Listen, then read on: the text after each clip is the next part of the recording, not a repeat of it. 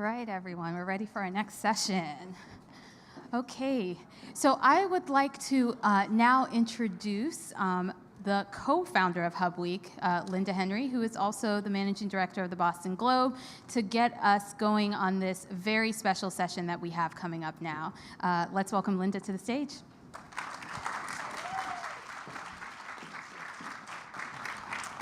Thank you so much. And I'm here with Ambassador Samantha Power. Ambassador Power has a really very long and extensive resume, and I'm going to get her to tell us some of the details of it. But notably, she is a Pulitzer Prize-winning author, a journalist, a professor, an advisor, and she was the 28th UN ambassador and the youngest ever U.S. ambassador to the United Nations. So Samantha, welcome. Thank you so much for joining us. Great to be here. I want to start a little bit, I mean, there's so much in the current events that we're going to get to, but I want to start with your journey to begin. So you immigrated to America from Ireland when you were 9 years old. You went to college, you graduated from college, you weren't sure what to do, and famously you opened up the newspaper and you saw images that just horrified you, and this set you on a path. Yeah, I mean, a seed was planted a little bit before. I'd actually been, when I moved to America as a kid, sports and baseball were my currency. They were my way of fitting in. So I used to have, like, you tear open Topps baseball cards and have the big league chew in my mouth and kind of strut around. And I just loved, I lived in Pittsburgh, I loved the Pirates. And when I got to college, I had a sports radio show. I did play-by-play. I mean, I was really, as you and your husband know, I'm really into baseball. And, but when I was my summer after my freshman year, actually, I was working for CBS Sports, the affiliate in Atlanta, and I was taking notes on a Braves-Padres game, and the footage from Tiananmen Square came on the live CBS feed, and this was when, it was at just the moment when, we forget this now, but there was all this promise around, tens of thousands of students coming out and asking for freedom of association, freedom of speech, and as I'm watching, I just start to see the tanks rolling in and rolling over these people, and so there was that. Then I graduated, as you say. Between that time and 3 years later graduating, it never dawned on me what I could do in the realm of Tiananmen Square. It's so big, it's so much bigger than what any one person can even wrap their minds around. But when I graduated and saw the images of concentration camps again in Europe, I just thought to myself, I want to get over there, I want to do something, and I tried to get a job as an aid worker, and nobody would have me. I was a liberal arts graduate, and I thought, well, I have been a sports journalist. Maybe I can somehow parlay my ability to write quickly and clearly. I thought at that time well, but when I look back at my clips, not well. No, not well at all. And so I actually, went and approached a bunch of newspapers, but one of them was the Boston Globe, and so I went over to the Balkans as a stringer, which just means that somebody will take your collect phone calls. We used to have collect phone calls. You remember those? And that's what the Globe agreed to do. U.S. News and World Report agreed to do. So I went over there and then learned while I was there how to become a war correspondent. And there were a lot of people like me, and particularly a lot of young women who were drawn to, I don't know, the horror of it. There were rape camps, which was the first time in recent memory we'd seen anything like that. And so there were a lot of young women. They were all my best friends. They were all like the bridesmaids in my wedding. All these years later, and they're all still doing human rights work broadly defined by virtue of that foundational experience in our 20s. What countries were you in at that time? Say that again? What countries were you in at that time? Well, before I left journalism for the first time and went to law school, I was just in the former Yugoslavia. So I was in Bosnia, Serbia, Croatia, Kosovo, and then I felt frustrated because it didn't feel like our articles were making much of a difference, and we were, at that time, front page of the newspaper pretty much every day. It was a European conflict. It was just after the Cold War had ended. People had a sense of possibility in the world order. Remember the New World Order concept? Not so in fashion these days, unfortunately, but and so it was sort of cutting edge, and we got a lot of print, and we still had foreign news bureaus everywhere, and papers would invest either in their correspondence or in stringers like me, and yet the war went on and on and on. So I left after 2.5 years, and I went to law school to try to get a tool that would be more useful in the face of atrocities and conflict like that. But then when I was in law school, I wanted to make sense of why we had done so little, given that it was 50 years after the Holocaust and we made all these promises of never again and how we thought we would respond in the face of such violence. And so that led me for a class to write a paper on American responses to the major genocides of the 20th century, which started as a 20-page paper and then became a 60-page paper, 80-page paper. And they say if you have more time, it would have been shorter. But in my case, I then ended up spending 5 years and turning that paper into a book. And that's the book that ended up becoming A Problem from Hell and being the book that Obama read, such that I then ended up with him. And so everything grows out of that foundational experience as a kid in the Balkans. That foundational experience that ignited this passion for you for human rights that you turned into this Pulitzer Prize winning book. And so you were teaching at Harvard when Obama just read your book and reached out to you, and he wanted to talk. And he was a freshman senator. Freshman senator, the junior senator from Illinois, yes. And it wasn't so much atrocities, although this was after Rwanda, and there was a sense that when atrocities happened, we tended to look away, and he was interested in that. But he also, we'd just gone to war in Iraq, and in both the cases of that intervention and then cases of standing back, human consequences were not, in his mind, sufficiently factored into U.S. decision-making. And so he really wanted to look at why was that. A lot of people go into government, go into diplomacy especially, precisely because they want to do good in the world. They want to do good for the American people, and they recognize that by creating a more stable world, that can help everybody. At least that used to be the view, that all boats rise. And he wanted to understand what is it that creates these kind of cataracts in the decision-making process. So that's how our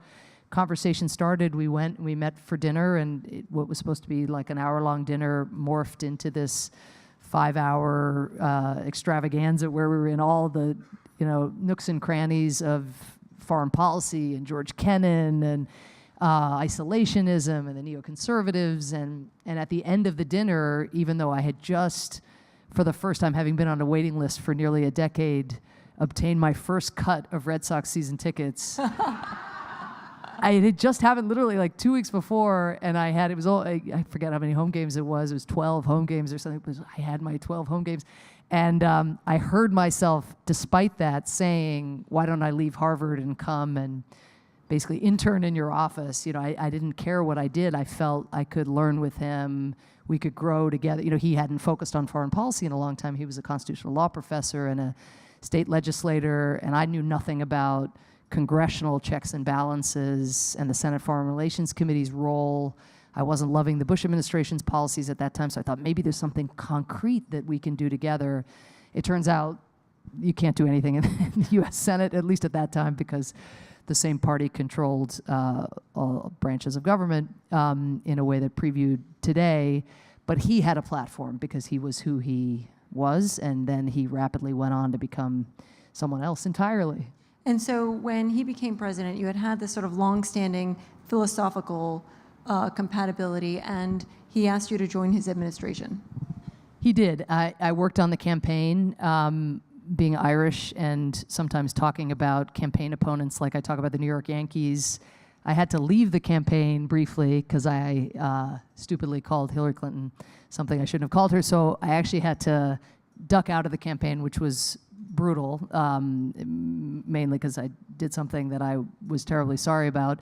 But it was hard for me to recover the trust. It's a pretty cutthroat world, the world of politics and campaigning. And so I came back, but I came back, it was actually a wedding present. I met my husband on the campaign, Cass Sunstein, and Richard Holbrooke, the great mediator, gave me as a wedding present a meeting with Secretary Clinton. She was not yet secretary. She had just lost the nomination to Obama. But I thought that was like a wonderful mediator's wedding gift. And Obama's reaction was, most people get toasters? Like, you get this mending meeting. And so I met with her. She then was named Secretary of State. I worked at the White House in a pretty behind-the-scenes role for 4 years as Obama's human rights advisor. And that was a real adjustment because I had been a critic of the government, and suddenly I found myself in the Situation Room with an intruder alert going off in my head. But it was also incredibly gratifying because to work that closely with the president, he wanted, famously wanted a team of rivals, which is embodied in Secretary Clinton's presence in the cabinet, but also internally in the sort of smaller meetings, whenever he'd go around and hear people saying, "Oh yes, Mr. President, that's the best idea I've ever heard, Mr. President," which even for him, like all of gravity goes in that direction in these institutions, like maybe it does at the highest levels of some businesses as well. But he was so alert to the risk of that and the sycophancy and the bubble. And so he'd look around, he'd be like, "Where's Sam? Like, I need somebody to tell me this is wrong," And so I'd get sort of pulled in. And I think it's, again, important to create those structures in any institution that we run. And he wanted that voice of, remember those conversations we had about human consequences? How's that working out for you? And so we had lively discussions, and then when the job at the UN opened up, I mean, the greatest privilege of my life to represent the United States as an immigrant also at that time when issues of identity, refugee flows, everything were really coming to the surface in a way that I'd say most of us did not anticipate.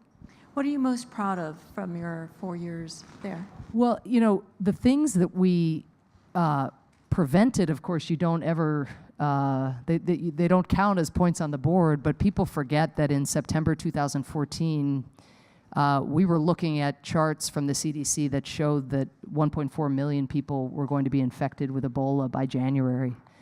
And I could not be more proud of the president, despite not only Republican opposition to his policy, but a lot of Democrat poll-watching political opposition as well. He just said, I don't, there is so much fear in this country. I get where it comes from. I'm going to try to speak to the fear. But fundamentally, more Americans, he didn't say this luckily, but more Americans had married Kardashians than had died of Ebola. And yet the fear, one math in my head. Really, I mean, one too many, but one Liberian gentleman who came to Texas, as you remember, did die, Patient Duncan. And then the cascade of fear, which previewed so much of the demagoguing and everything that has gone on since, and the conflations of the like and the unlike. And he just said, that fear is out there. We've got it. And I'm not saying we managed it or cracked the code on how to deal with fear. I still don't think we have. Whether how you meet it, statistics don't work, data doesn't work. So how do you meet people in that visceral place when they're being, sort of ginned up in the way that they were by many, many people, including the current president, who at that time just had a Twitter account but used it on Ebola. But Obama decided we've got to meet the threat there or it's going to come here. And he sent 3,000 troops and health workers into the eye of the storm. People still were so fearful about what would happen to them. People wanted to take the visas away from even Liberian Americans who were actual American citizens, not give them entry back into this country. He recognized that would just mean people would find other ways into the country and wouldn't declare if they had a fever, and that it would be detrimental in all respects.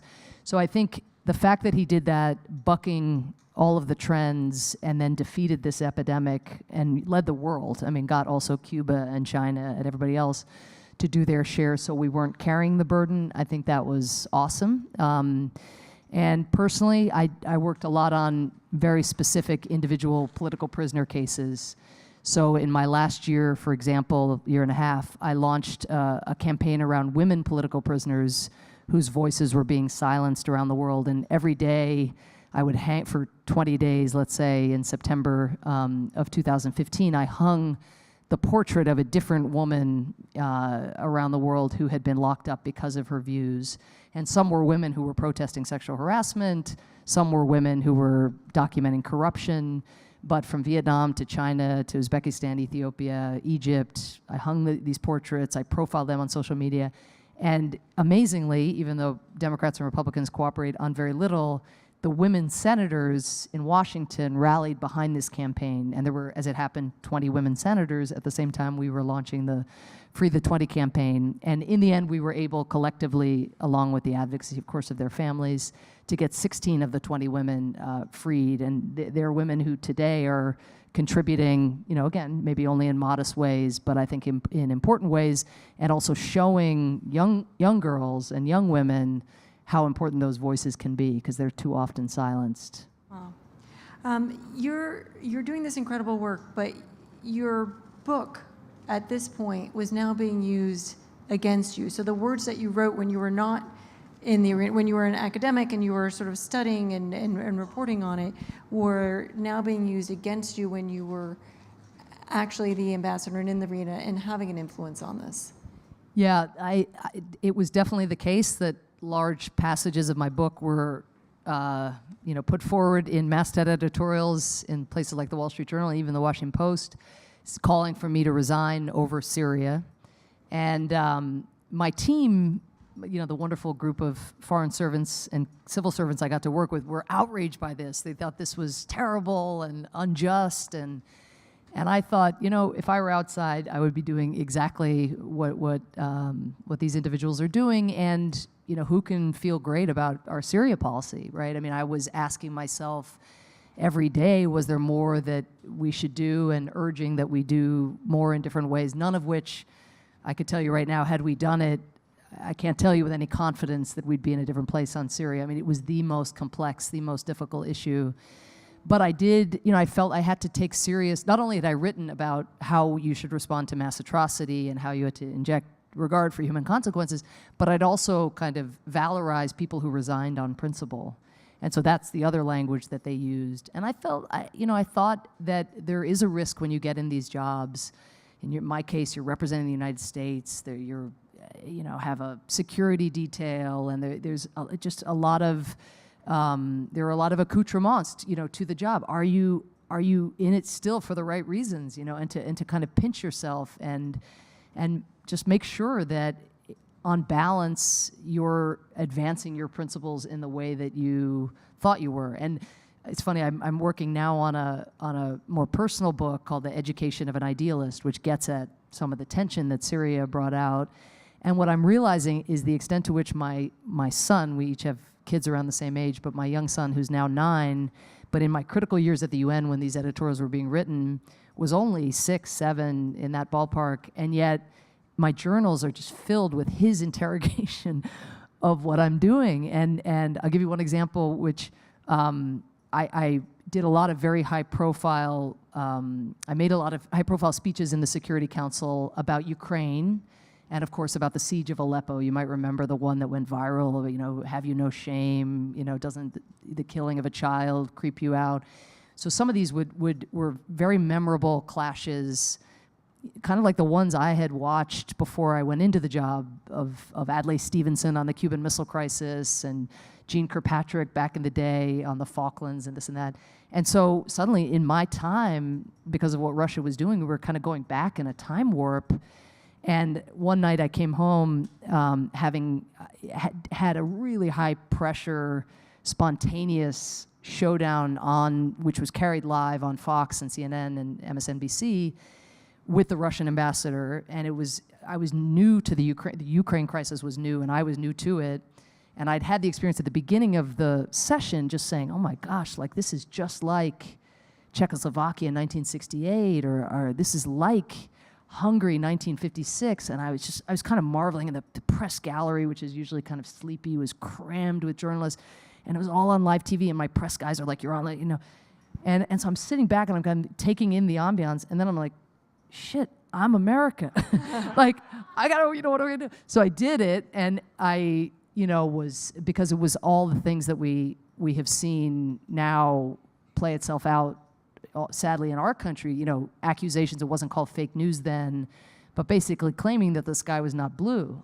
And it was what I called upside down land, that every truth that we knew was just turned on its head, and allegations of atrocities on the other side to justify a humanitarian intervention is exactly what they had done in 1968, 56, and unfortunately foreshadowed some of what we're dealing with now across borders. But anyway, I felt really good about how I performed. I mean, I had to just get through it, and I thought and most of the press coverage suggested that it was like a knockout, like I knocked out the Russian ambassador, who was a very able diplomat.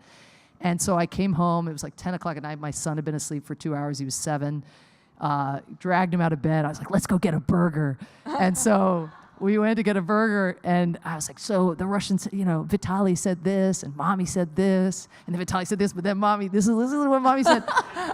And Declan's there, and my son's name is Declan, and he's got his bacon cheeseburger, and he's just pulled the bacon out, and he just looks at me and he says, did they leave?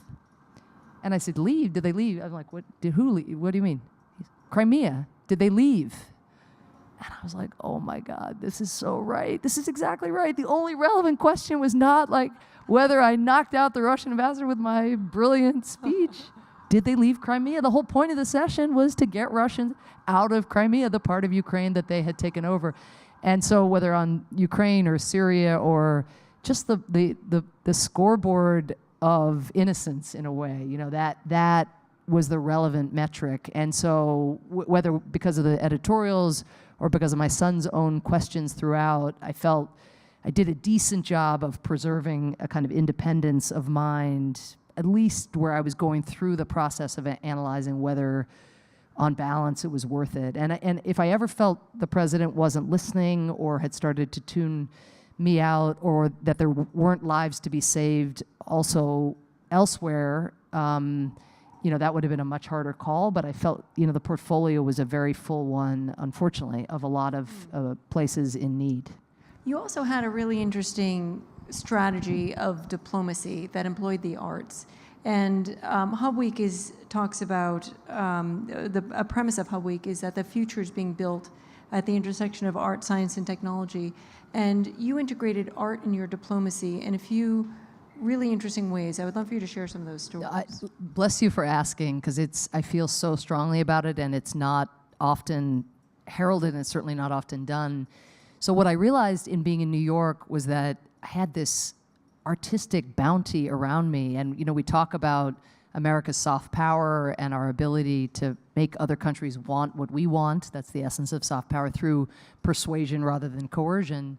And we amass that soft power in lots of different ways. But our arts, it was such an asset for me to be able to invite ambassadors to Broadway. And so I'll just give 2 examples. The first was actually off Broadway at the time, but arguably my greatest achievement as the ambassador representing the United States in 4 years was I managed to secure 15 tickets to Hamilton. That's not what I would like to brag about on my tombstone, but I did get 15 tickets. So I brought the entire UN Security Council to Hamilton just before it went to Broadway, but when that was still to be able to get 15 tickets off Broadway was very, very hard. And I actually partnered with the Public Theater in general because of this belief that we each had something to take from each other. Why Hamilton? So many of the countries on the Security Council and in the UN more broadly are at different stages of democratic or economic development. And when we urge them to respect the rights of their people, or to have a free election, or to allow election monitors in, or for civilian control of the military, the rule of law, it just sounds, at least it did in those days, it sounded as if, well, easy for you to say, look at you got all these well-developed institutions, you got the rule of law, easy for you to say. And what's so beautiful about going back in time, but then living it prospectively with Hamilton, is you get to see the kind of contingency of the American experiment, and how those debates, they could have gone either way. There were a lot of different versions of what could have occurred. And so it's much easier for an ambassador who's in a country that's still in dictatorship or experiencing violence as they try to democratize or whatever, to identify with that America in transition, in a search, in a conversation, frankly, than one that had developed. And then a more provocative example was there's a huge problem with homophobia around the world. 78 countries criminalize being LGBT. Several even have the death penalty for people who are gay. And the musical Fun Home is about a young woman who comes out, and it tells her story about her trying to deny it initially and then finally succumbing to her crush. It's a musical. It's incredibly gripping. The music is great, and even though it is, I guess, about LGBT rights. When you're there, you're just following the journey of a girl and her dad, who also turns out is gay and closeted, and so I brought again a number of ambassadors, some of whom were from very progressive countries, for whom this was nothing. They probably didn't even notice that aspect of the plot line, but also the Russian ambassador, a number of African ambassadors from countries that criminalized LGBT status.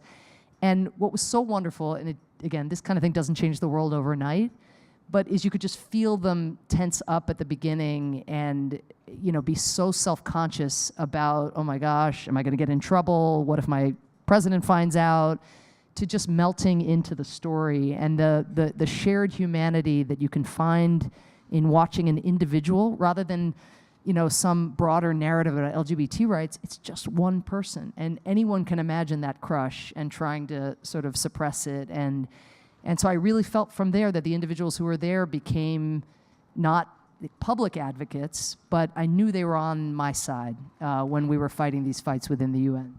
I love that you have this, it came from I think your training as a journalist to bring in the human story to this larger issue, which you were able to do through the arts from there. Okay, so you passed the baton to Nikki Haley. So it seems. So I want to talk a little bit about your relationship with Haley. So did you establish any sort of rapport? How receptive was she to your? Well, as soon as President-elect Trump announced her, I phoned her and we spoke throughout transition.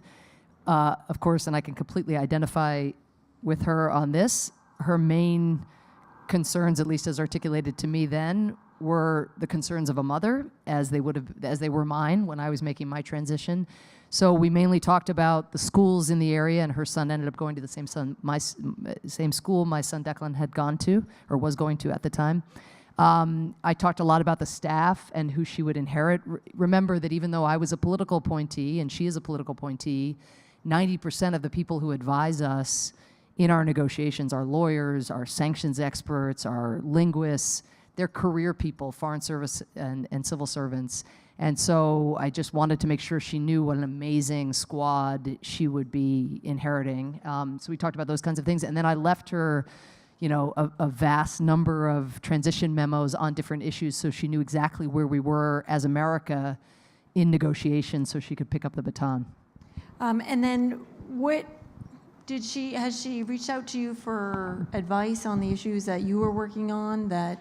My sense, and I'm sure she'll, after she's left, she'll be able to speak publicly about her experience and what she's going through. But my sense generally about the Trump administration is that it was frowned upon in very severe ways at the White House when there was contacts made between current members of the Trump administration and the Obama administration. I mean, whatever one thinks about President Trump, and I'll leave that to one side, a truly bizarre feature of his leadership is his obsession with Obama. And so it's almost like the only algorithm, because he's sort of unpredictable in a lot of the things he does, but a very predictable algorithm is look to see what Obama did and then seek to do the opposite, almost regardless of whether it's in your interests or even the interests of your base.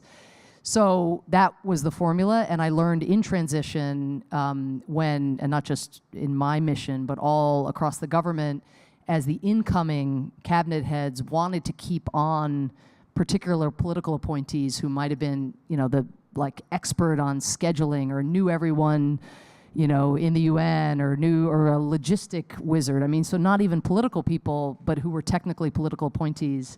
They were told in no uncertain terms by the White House, you can't have anybody who had any affiliation with the Obama administration, no matter how capable they are. So that was unfortunate, and I think that's carried over, and it's really hurt this administration, I think. What has been, as you've watched your teaching at Harvard, and you are working on your book, but as you've watched what's happened, what has been to you the most personally painful thing that you've seen change that you worked on? I think quickly, the Paris Agreement was not a panacea, but it was the ground floor, right? This was what we signed on to, knowing we'd come back together in a few years and make even more stretch commitments.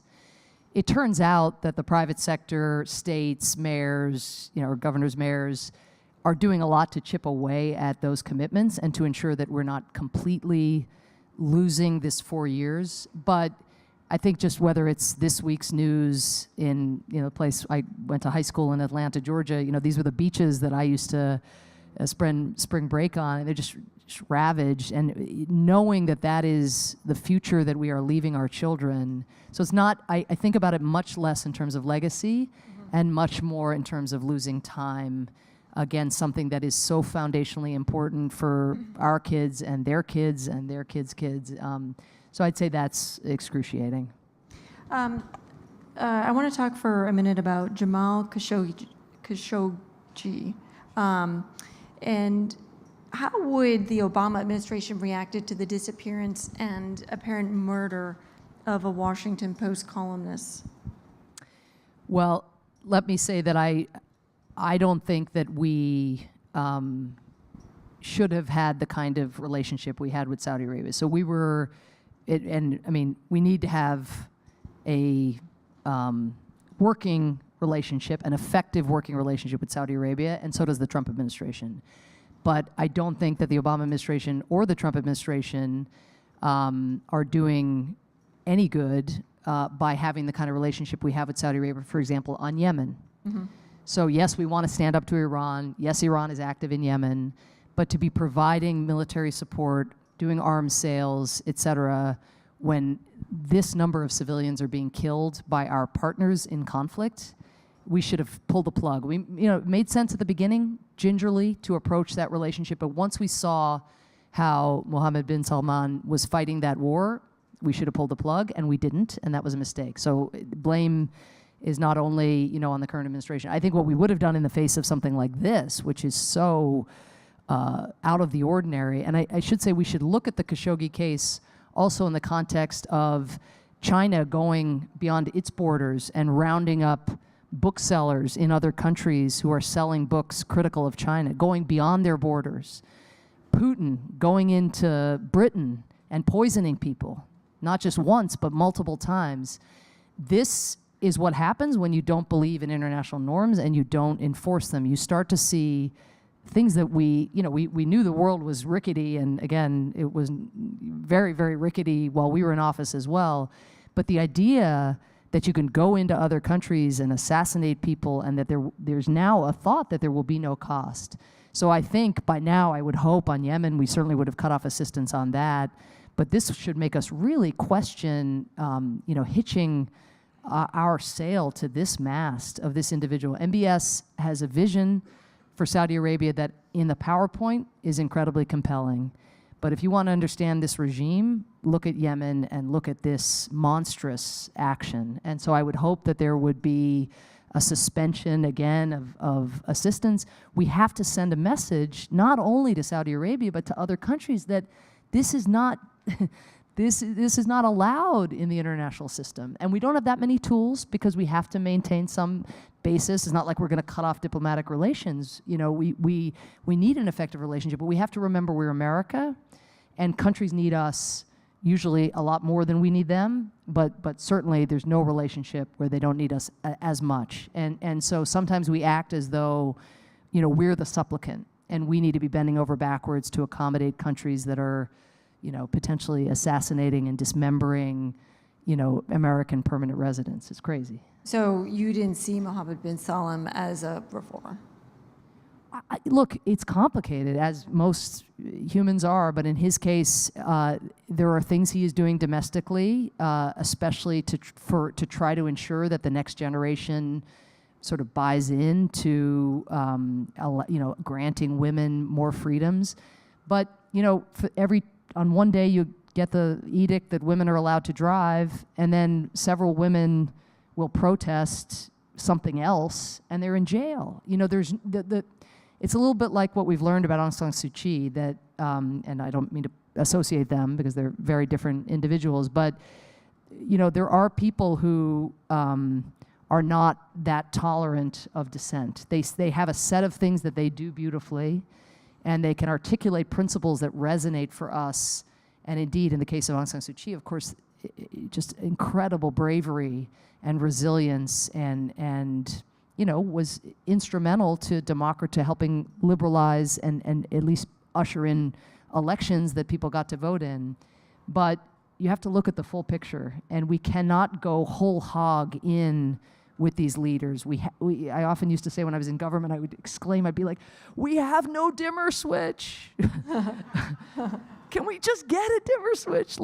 We have to calibrate how we interact with governments in the same way that we do with individuals. And that doesn't mean throwing baby out with bathwater. I think for example, now we've no relationship with Russia, really no strategic conversation that I can see happening. Russia's incredibly important. I'm the first to jump up and down about Russian election interference, about their atrocities in Syria, about their poisoning, about their abuses at home. But we have got to walk and chew gum at the same time. You have to both hold them accountable and somehow find a way, as I was able to do over 4 years, somehow with my Russian counterpart, to continue to try to see, are there slivers of common ground that we can find to try to create a foundation then to build out and to deter these kinds of practices. So back to Jamal for a minute. So Turkey has been releasing a lot of details about the Saudi activity regarding Jamal. For example, they released the names of the Saudis who came to the country. Why is it in Turkey's interest to offer this up? Well, in the first instance, self-defense, right? Turkey also has a horrific track record when it comes to the disappearances, for example, of journalists. Here, is an individual who suddenly goes missing, and so defensively, I think they want to get out the facts as they understand them. Secondarily, and this is, stop me if it's too much information, but there is a schism in that part of the world, and it has taken a number of forms. In the last year, you saw Saudi Arabia put in place a blockade and a kind of boycott of Qatar. Turkey took Qatar's side in that schism, and the schism is not about that. The boycott is a symptom. It's not the cause of the schism. The schism basically is between a more secular model of Islamic governance and political Islam, like that practiced in Turkey and in Qatar. And so that division has Saudi Arabia, Egypt, and the United Arab Emirates on one side, Qatar and Turkey on the other. And this was a major issue when we were in office. Each of these actors are also intervening in other countries like Libya and taking a different side of the civil war in Libya, really exacerbating an already excruciating situation for the civilians there. So this is a big old mess. We hear a lot about the Iranian, the Sunni Shia divide, but this divide within these, primarily Sunni countries has been very, very destructive as well. So if you're Turkey and this has happened, it may be that if this were one of, a country that was on Turkey's side or had taken Turkey's side in diplomatic disputes, that you would see less explicit conveying of information, but they do seem to be, again, wanting to disclose. I would not, however, given that U.S. intelligence has not refuted anything you're seeing, I don't think I would go so far as to assume that this is ginned up evidence, or I think we'd be seeing more cold water being poured on those claims by U.S. officials. And you can kind of tell from the U.S., the backgrounding that U.S. officials are doing, that it looks at least as if they're effectively blessing what is being disclosed. Not blessing the practice of what happened, but legitimating, let me say, what has been exposed. This brings us to the Trump administration itself, which I'd like to talk about for a few minutes. You've been very public about your opinions on sort of how things have gone. I highly recommend the ambassador's Twitter feed for just these doses of... Depending on your leanings. But what did you think of the anonymous op-ed written by a senior Trump official for the New York Times? Is this an appropriate form of resistance? Did you think, how did you feel about that? I really, and I may be in the minority here, but I really feel for people at all levels of government who are in the Trump administration. And I have arguments with my colleagues from the Obama administration who, many of whom really feel, that this is an inherently discrediting period. And again, putting to one side what you think of this president, I think one can universalize or think about this in a more generic sense. What if you have a president whose views you vehemently disagree with? Is it inherently discrediting to remain within it? I've lived this because I've mentioned maybe one or two times these amazing people I got to work with who were career people who had worked under Ambassador Rice, my immediate predecessor, but also under Ambassador Negroponte, Ambassador Bolton, people who had served under the Bush administration as UN ambassador. I inherited those people. Or some of them worked one tour under Bolton and then made it back to the U.S. mission to the UN, however many years later, 8 years later. And I know from the kind of therapy sessions that I do with a lot of my former colleagues how torn they are. I mean, because they many of them, at least the ones I am talking to, the ones who like it, I presume, aren't reaching out, but a lot of them negotiated the Paris Agreement, the Iran nuclear accord. They didn't negotiate it merely because they were in the chain of command or because they had the expertise, but they really believed it was in our interests to peacefully deny Iran a path to a nuclear weapon. And they really now believe that walking away, combined with now sanctioning European companies that are behaving according to the law, international law of the agreement, but not in accordance to these new unilateral sanctions, these people, these individuals who work within the US government really worry that we are setting ourselves on a path to military confrontation. Because at some point, Iran is going to say, we're not getting enough out of this. Like, let's just go back to where we were before Obama convinced us to give up this program. And so they see this, they see the stakes as citizens, as parents, and they're horrified in many cases. So again, and I never hear from them, I put in all that work. No one thinks that way, I think, really, when you're in the thick of these issues. Initially, I'd say most of the best, the most talented people stayed. They were determined to stay at the very outset, but they made it all the way through 2017. And through the ripping up of the Cuba normalization, through the transgender ban, through so many of the things that were at odds, a lot of people's breaking points appear to have been at the southern border, all of the people coming across the southern border and the separation of very young children from their parents. I think, understandably, for a lot of people, that was just a red line, like, I can't do it anymore. But what's the logic on the other side for staying in an administration when the thoughts that are in the op-ed come to you?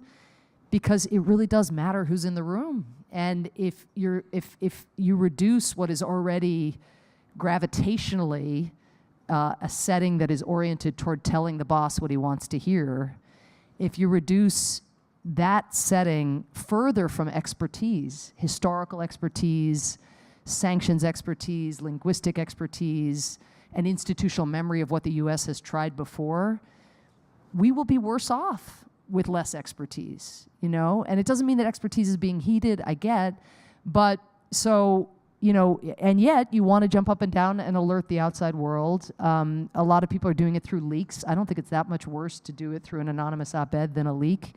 But frankly, I'm grateful that people who are really can barely live with themselves, I'm really glad that those people are staying and continuing to try to duke it out. And I have sympathy for what they're going through, because it's not, they have a lot of opportunities in the private sector, right? These are people who speak the languages that you would want to help set up your company in this or that country. They have real talent and real experience, and they are doing it for the country. They are just doing it for us. And and so that individual, I don't know who it was and how high up they were and how much influence they have, but I'm sympathetic to one who tries to raise the alarm but never gives up on fighting from the inside. So I'm going to turn it over to questions, but I want to leave it on my last question to be that there's a lot going on right now. There's this onslaught. I work at a newspaper, and the onslaught of news and the pace of news and the scale of the problems, everything just feels so big and so unsolvable. And what advice do you have for citizens, for people who are paying attention and who care when the problems are so big. Yeah, I mean, I think I can't, because it's dark, I can't see if people are nodding, but I feel that just speaks to where all of us are, right? We just feel it's like there's so much, and it's so big and scary, and 70 million people displaced, and kids ripped away from their parents, and storms, and Trump, and Putin, and just it's like, so and then next to all that, is like little me, little you, and so even if you're like a major CEO of a company or helping run a newspaper, you just feel. So here's my concept to sort of get through the day and take it for what it's worth. There's a wonderful book called Switch, written by, some of you have probably read it, written by the Heath brothers, Chip and Dan Heath. And it's basically the essence of the book is making change when change is hard. And they have this great concept, which is shrink the change. Shrink the change. And so what does that even mean? I personally want to help refugees, but I can't help refugees. Trump's not even letting refugees into the country anymore, except for Christians, basically, or people who come from countries where there are no Muslims or few Muslims. So that's really hard. But I could feel there's nothing I can do, because when I look at our refugee numbers, the amount of need in the world, the way other countries take our cue and now themselves are shutting their doors, meaning that people are languishing in the worst conditions imaginable, whether in Greece or Turkey or any place, or Syria itself. But it turns out, like, I live in a community where Syrians were resettled in the last couple of years, and by the community, I mean broadly defined in the Boston area. So I can't solve the refugee problem, but can you imagine coming to this country at a time where the message is so inhospitable? So I can't solve the big problem, but there's, as I used to say to my team, there's always something one can do. And the Free the 20 campaign that I mentioned actually grew out of me feeling very depressed about the state of democracy and human rights in the world. And if you see Freedom House, the decline in freedom over the last 12 years, every year there's a net negative on freedom all around the world. And you can just feel, I can't do anything about democracy. I'm in the cabinet of the President of the United States and I can't do anything. Shrink the change. So focus on 20 people. Let's see if we can get these 20. Maybe if we can get a few of them out, maybe they can make a difference in their communities. And my favorite, I'll leave you with this, but my favorite sign of all the women's marches is the most magnificent sign I've ever seen and speaks to this shrink the change, maybe too much, but it's not a woman's sign, but it was a middle-aged guy who was holding a sign, and it said, "Not usually a sign guy, but geez." Right? So I think the question for all of us is, what are we usually not? Like, we can't be everything. We can't solve all these problems, right? But what is the thing we haven't been doing that we could, that is actually within our writ? Great. Do I have a mic runner? Right here. All right. Do we have any questions from the audience? Maureen in the front. Shit.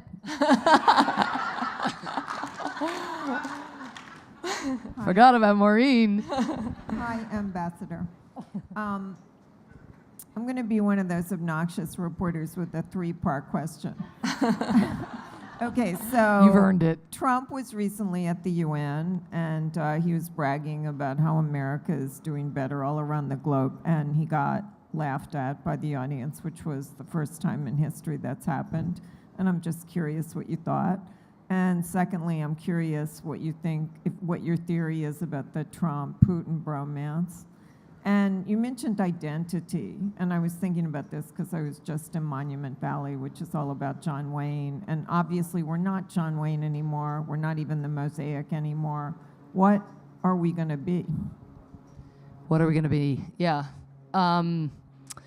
Okay, in order. What did I think of the laughing moment? It made me want to cry. I can't even conceive of that reaction to an American leader's words. Because again, recall, it was, as you say, at a moment in which he was making a claim. And it was the usual, you can call it hyperbole or you can call it a lie, but it was false. And so it's to the point not only that someone's saying, that doesn't sound right, but it's actually just, there he goes again. There he's lying again. Oh, well, haha.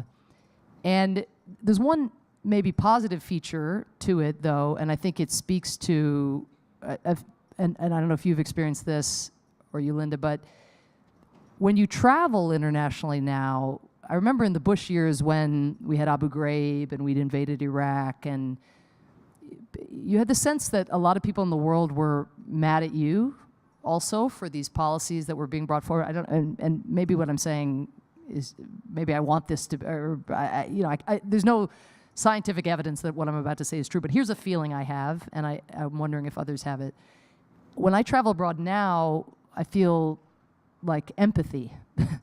I feel people recognize that there are a couple different visions, and it's not like they think we were so perfect. I think a lot of people think that we could have led more aggressively, and certainly that those people who felt like they were being neglected domestically, we tried to put in place a bunch of policies that were blocked by the party that benefited from our inability to put those policies in place, but that there should have been some way for us to speak to their sense of being left behind that we didn't manage.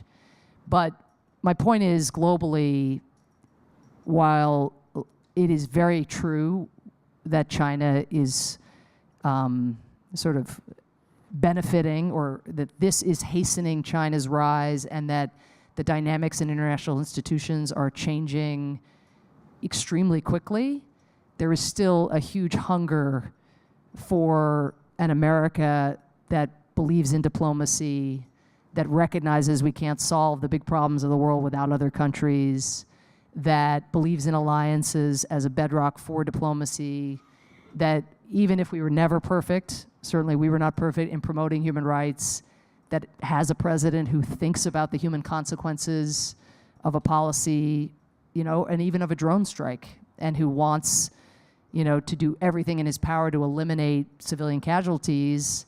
Now we have a president who just says, why don't we hit that when there are civilians in it? He doesn't even these distinctions. He's very frontal about it. So they want us back still, whether we could survive a second term, or even an affirmation in 20 whatever we are days. I'm not sure. I think that people internationally, and that laughter reflects it, believe that there's a lot going on in this country, see the number of people running for office who've never run, and they're waiting, and they want to know that this was a one-off and an epiphenomenon. The bromance, I think, is real, and I think it stems both from whatever Mueller will tell us happened recently, but it also stems from the fact that I think the president is a deeply insecure person, and when he's with Angela Merkel and Prime Minister Trudeau, he looks into their eyes and he probably sees an unflattering portrait of himself.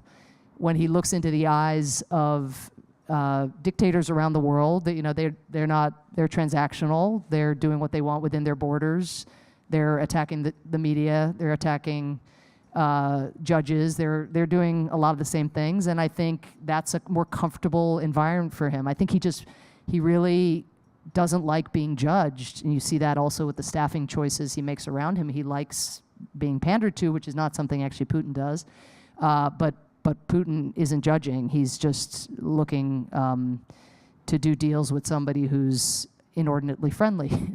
And then in terms of identity, there are a lot of stories that I think we can tell about America, and we've learned about. At least I'll speak for myself. It's not like I believed. You remember Stephen Colbert saying, "I don't see race. I'm beyond race." What do you mean race? I didn't believe we were there, but I didn't know we were here. I didn't know that there were that people would come out overtly. Even if one excludes the bots on my Twitter feed, just the misogyny and the racism and the things that one sees unleashed. When Norm, this is what I was saying, it's a little bit like the domestic analog to the international norms, that you don't kill people, you don't go forth as a government and overtly kill people or poison people beyond your borders until norms really are weakened and people just feel there are no constraints and will be no consequences. It feels like the analog to that is here. But having said that, there's another story, right? I mentioned the climate change story about how many actors in our society are just plowing ahead. The story of, Helena, Montana, and the Liberian refugee who was elected in a town that's 97% white. And why? Because Wilmot worked with them, was an educator, helped their kids. And so, I think we can't, even though it's tempting to associate a set of preferences with a single identity, people are still capable of hiving off part of their identity and finding common ground with others. And we just need leaders who can, and this sounds kind of corny, I guess, but just see the truth in the perspective. It's a little bit like art, right? That's the beauty of theater, is that every character is kind of always right from their perspective. And so somehow, and this, I think Beto O'Rourke has done this better than anybody that I've seen, at least watching clips of him. But, even if you're in a different place, to somehow find that truth in the other person's perspective and speak to it. But while also, not becoming relativistic, which is the risk, right? Is not every perspective is valid. It's not actually valid to hail neo-Nazis or to issue death threats against somebody who testifies out of a sense of patriotism about a Supreme Court justice. That's not okay. And so I think what we do in the elections will dictate, and all that happens around the elections, the organizing and the sort of civic enterprise will dictate also what we can tell the rest of the world about who we are as a country. Were we a country of those strong institutions that we thought we had? This could be it could be exhibit A of how strong our institutions are. We survived this, all the attacks on every single one of them. Look at our institutions and how in a way they bent, and even if they were stacked with personnel appointed by the person who wanted to weaken the institutions in the first place, they still endured. And we got to the other side of this. That's a story of one version of our identity, an identity that is still one that recognizes that pluralism is our greatest strength. Warren Buffett was speaking a few months ago, and he was saying that his philosophy is to invest in companies that are so great that even an idiot could run it, and the company still works. And so when he was asked about America, he said, "I'm not worried about America. America is a great country, and the fundamentals are there, and you have to take a longer view, and so that it is the fundamentals are so good that an idiot could run it, and it's still a great country and a great country to invest in." I think, do I have time for one more question, or I think I do. Oh, right there, great. I was wondering if you It works. you would agree that the U.S. hegemony has been decreasing relative to China, and eventually at some point in time China will dictate the rules of the game. If you'd also agree that we're unraveling the multilateral institutions that we've created over several decades, then what can we do in order to bring that back? And why should the rest of the world care if we're no longer calling the shots?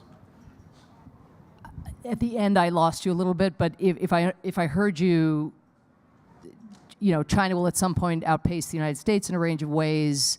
Will they seek to unravel the multilateral order? And if so, what do we do about it effectively?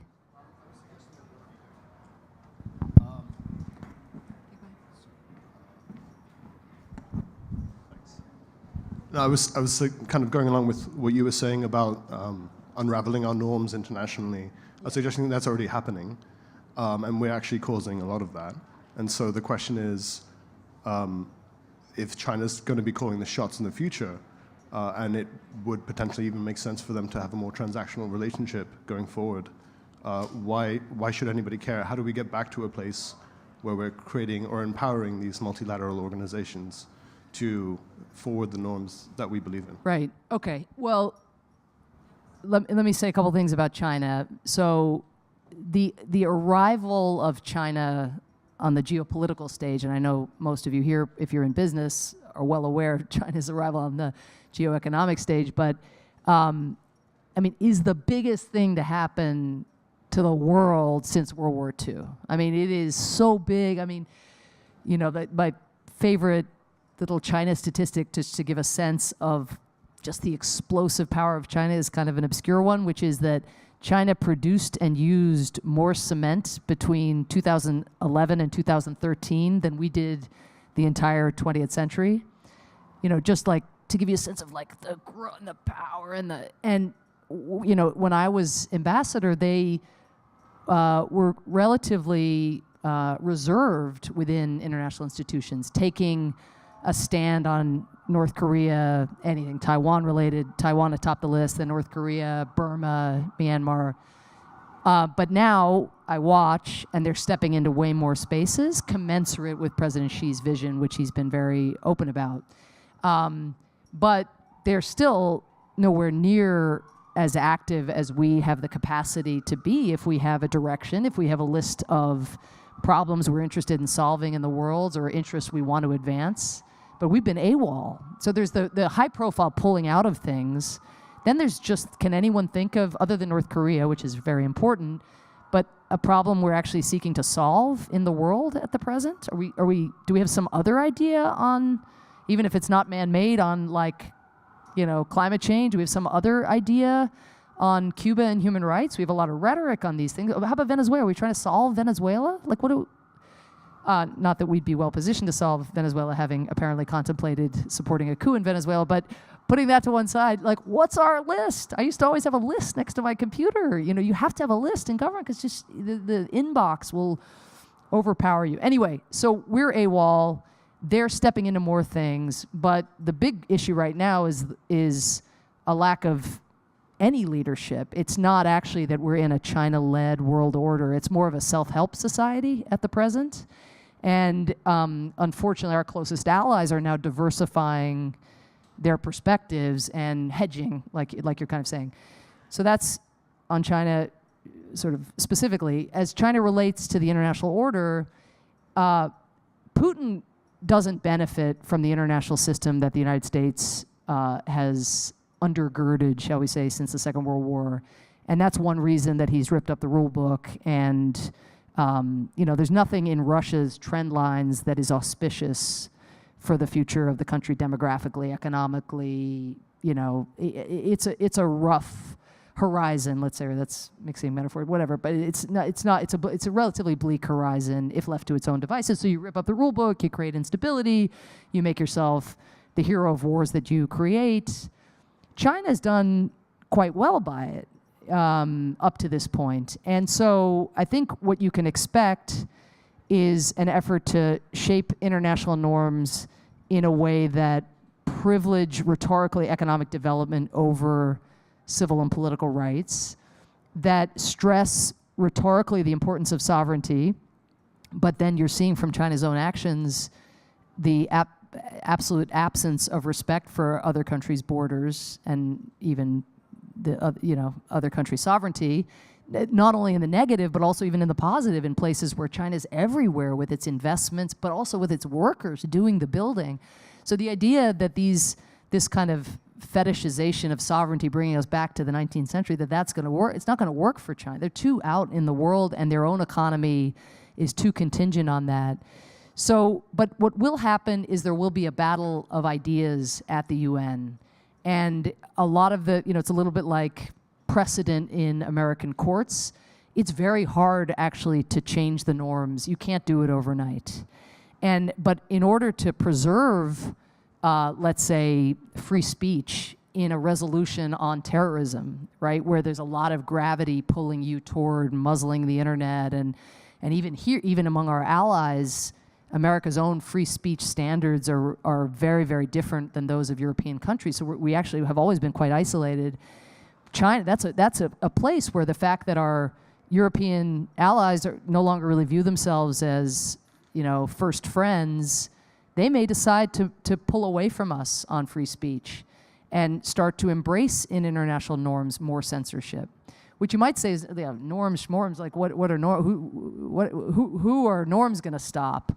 But those ultimately are the standards against which people are measured, and they're all people who are in repressive societies have really often to point to. So this is where keeping a united front among democracies is so important to the question of what the international rules are over time, and why to be cozying up to countries that have different values than ours, even Trump probably doesn't want to see those values enshrined in international instruments. But that is what is at risk of happening if we don't hasten, again, the return to alliances, diplomacy. You know, people say it's so hard to come up with a platform for the Democratic Party, and it kind of used to be, because everybody's for the same thing. You know, we want to promote our values, and you know, Democrats lean in more on diplomacy than military force. But the platform has been vacated for foreign policy, and now it's quite easy, you know, to enumerate what it would take also to rally a group of countries that share a desire for strong institutions, for the rule of law, for democratic values. And then it's really going to be a contest of wills and visions over time. What we can't do is assume that just because China, the China model has worked up to this point, namely repression at home and lifting millions of people out of poverty, we can't assume that that's a formula for success in the future. It's an extremely brittle system. We know the flaws of our democracy so well, and all we see from China, you know, many of us, is what comes out, and, you know, increased standard of living and so forth. It's a much more complicated picture. And do we really think that the inequality concerns that are driving people mad in European countries and here, that you're not going to have inequality in a country where power is that centralized around a dictatorship at the top? Of course you are. And so, you know, the brittleness of the China model is also going to reveal itself over time, and that's going to play out at the same time this battle in the international institutions will occur. Wow, thank you, Ambassador, so much. Thank you for your service, and thank you for sharing your vision and your story and what you accomplished during your tenure here. And we all cannot wait for your memoir. Thank you. That makes 2 of us, or 100 of us. Next up is at Faneuil Hall. Walter Isaacson will be speaking, and that will start at 6 o'clock. We hope to see you there. Enjoy. Thank you.